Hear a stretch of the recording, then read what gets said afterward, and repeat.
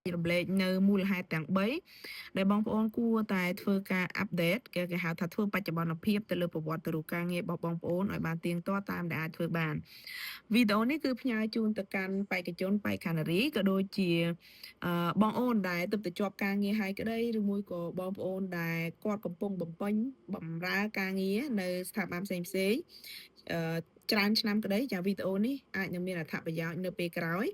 ហើយឥឡូវនេះយើងមកនិយាយអំពី period ចារយៈពេលណារយៈពេលប៉ុន្មានដែលយើងគួរតែ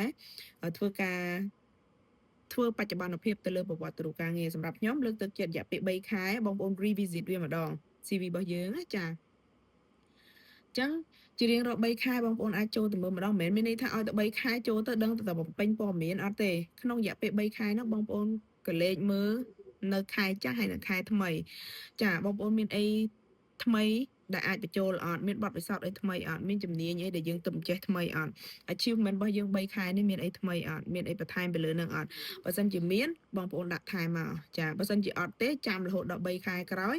អាចពេញព័ត៌មាននឹងតាមក្រោយបានការធ្វើបច្ចុប្បន្នភាពទៅលើប្រវត្តិរូបការងារទៀងទាត់ចាធ្វើឲ្យបងប្អូនអាច capture នៅព័ត៌មានសំខាន់របស់បងប្អូនហើយយើងអត់ច្រឡោះទេចាអញ្ចឹងនៅពេលដែលបងប្អូនសម្រេចចិត្តក្នុងការដូរឬមួយក៏ apply ការងារថ្មី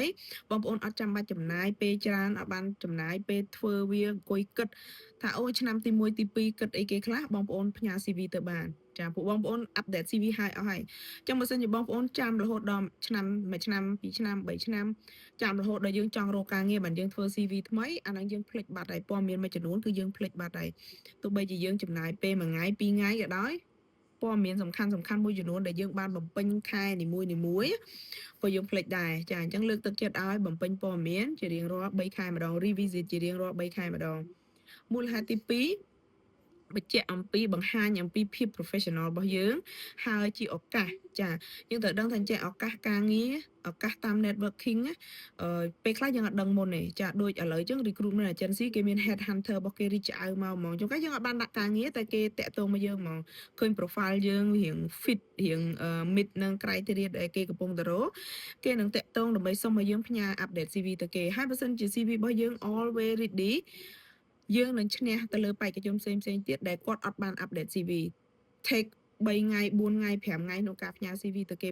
ត្រឡប់ទៅវិញ CV ដែលលឿនហើយ update ថ្មីគឺគេនឹង consider ទៅជា priority អញ្ចឹងអានេះយើងឈ្នះបេក្ខជនផ្សេងបាត់ហើយអានេះខ្ញុំអត់ចង់និយាយតែរឿងតាក់ទងជាមួយនឹងអាជីពការងារតែសម្រាប់បងប្អូនដែលមាន networking ល្អចាចូលរួមនៅក្នុងសង្គមច្រើនអញ្ចឹង CV របស់បងប្អូនដែលត្រូវបាន update ready ចា always ready ហ្នឹងឧទាហរណ៍គេផ្ដល់កិត្តិយសឲ្យបងប្អូនទៅធ្វើវាគ្មិន speaker អ្នកសម្របសម្រួល trainer អីទាំងអស់ហ្នឹងគឺគេតែងតែចង់បានresume ចង់បាន update CV របស់យើងខ្លះហើយអញ្ចឹងបើសិនជា update យើងតែងតែ update វាទាន់ពេលណាអញ្ចឹងក្នុងកលៈទេសៈណាក៏ដោយប្រវត្តិរូបរបស់យើងគឺ always ready ហើយហ្នឹងវាឆ្លុះបញ្ចាំងអំពីភាព professional របស់យើងហើយយើង always ready to challenge always ready to move to the next step មូលហេតុទី3ខ្ញុំអត់ដឹងថាបងប្អូនគិតថា CV សំខាន់អត់ទេណាប៉ុន្តែខ្ញុំចង់ប្រាប់បងប្អូនថា CV ពិតជាសំខាន់បើសិនជាបងប្អូនយកចិត្តទុកដាក់ទៅលើការអភិវឌ្ឍអាជីពការងាររបស់ខ្លួនឯងឧទាហរណ៍ដូចខ្ញុំជាអ្នកឯកទេសជ្រើសរើសបុគ្គលិកហើយខ្ញុំប្រាប់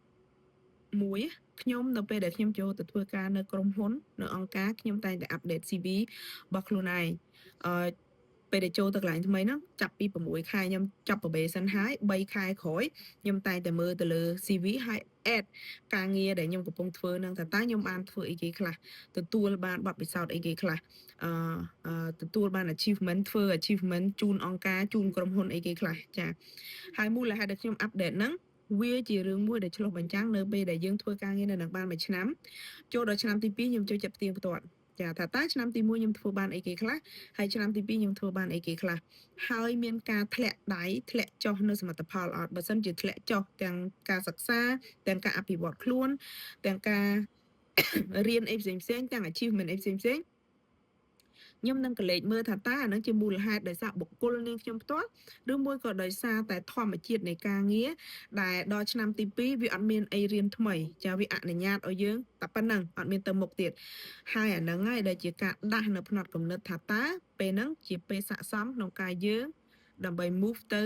ការងារផ្សេងបដូរទៅកន្លែងផ្សេងដែលអាចឲ្យយើងរៀនបានស្អីថ្មី